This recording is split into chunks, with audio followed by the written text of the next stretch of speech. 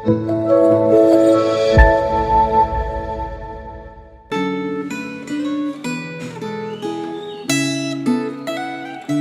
sahabat Gemah, bersyukur untuk kesempatan baca Alkitab bersama tiap-tiap hari. Hari ini renungan kita tiba pada Kejadian pasal 42. Mari kita berdoa sebelum membaca merenungkannya. Allah Roh Kudus, tolong kami lagi. Kami mau baca merenungkan firman-Mu. Tanpa pertolongan-Mu, apa yang kami pelajari hari ini pasti hanya akan berhenti di pikiran kami, jadi informasi saja. Kami rindu hati kami, pikiran kami, kehendak kami sungguh digerakkan supaya kami bisa mentaatinya. Dalam nama Tuhan Yesus, kami sambut firman-Mu. Amin. Saya bacakan satu ayat dari Kejadian pasal 42 ini. Ayatnya yang ke-16. Demikian firman Tuhan.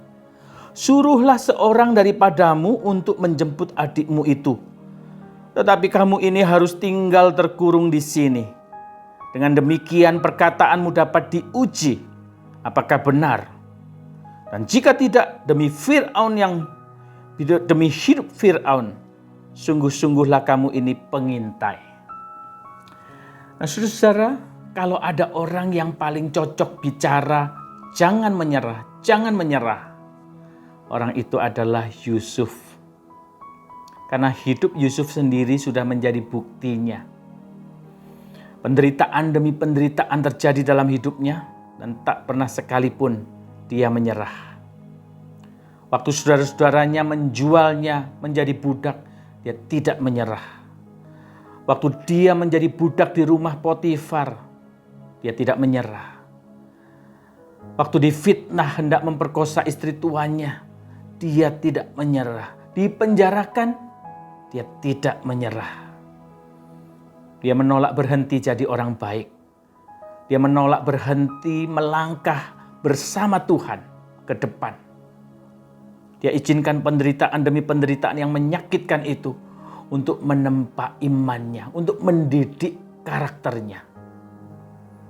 Bisa dibilang hidup Yusuf ini adalah bukti yang paling jelas betapa benarnya firman Tuhan dalam Roma pasal 8 ayat 28 itu. Bahwa Allah itu turut bekerja dalam segala sesuatu untuk mendatangkan kebaikan bagi mereka yang mengasihinya. Dan hasilnya memang baik sekali, saudara. Bisa kita baca di pasal 42 ini dan selanjutnya. Saat kondisi hidupnya sudah di atas, dia punya jabatan, dia punya kuasa, Yusuf tidak lupa diri. Dia pakai segenap talentanya untuk memberkati banyak orang di dunia yang terdampak bencana kelaparan.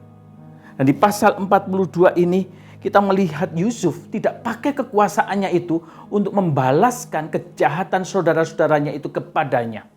Ya, dia berikan makanan yang mereka butuhkan. Dan Yusuf berniat memberi anugerah pengampunan kepada mereka.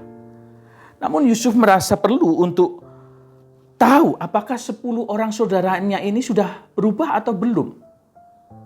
Karena Binyamin yang bungsu, saudara yang seibu dengan dia, tidak ada di dalam rombongan. Jangan-jangan dia juga sudah dijual menjadi budak oleh mereka. Maka Yusuf menerapkan prosedur keamanan Mesir untuk menguji mereka, untuk mempersulit situasi mereka. Ya, supaya tersingkap seperti apa karakter mereka. Apakah masih sama seperti yang dulu ketika mereka membuang dirinya ke sumur dan menjualnya menjadi budak itu. Atau sudah berubah. Dan syukurlah di pasal 42 ini kita melihat ternyata mereka sudah berubah. Rupanya penderitaan hidup juga sudah menempa mereka. Mendidik karakter mereka. Mereka tidak menyerah pada bencana kelaparan. Mereka berjuang cari makanan sampai ke Mesir. Dan di sini kita melihat mereka juga menyadari, mengakui kejahatan mereka terhadap Yusuf dan dosa mereka kepada Allah. Bahkan kita bisa membaca sikap mereka juga lebih bijak terhadap ayah mereka yang sampai pasal 42 ini masih belum berubah. Masih pilih kasih terhadap anak-anaknya. Dulu mereka iri karena Yusuf menjadi kesayangan Yakub. Tapi sekarang mereka tidak permasalahkan Benyamin, si bungsu, adik Yusuf, menjadi kesayangan Yakub. Nah, saudara-saudara, kisah keluarga Yakub ini hanyalah satu contoh kasus yang menegaskan bahwa memang Alkitab itu tidak pernah menjanjikan kehidupan yang tanpa masalah, tanpa penderitaan. Kita hidup di dalam dunia yang cemar dosa. Apa mau dikata? Kita pasti ketemu masalah, kita pasti ketemu penderitaan.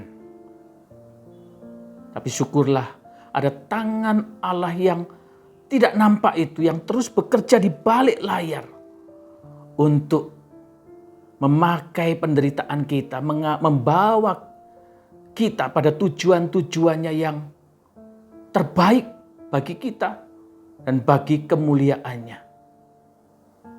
Maka pertanyaan pentingnya adalah, maukah kita menganggap penderitaan kita itu sebagai didikan dari Allah?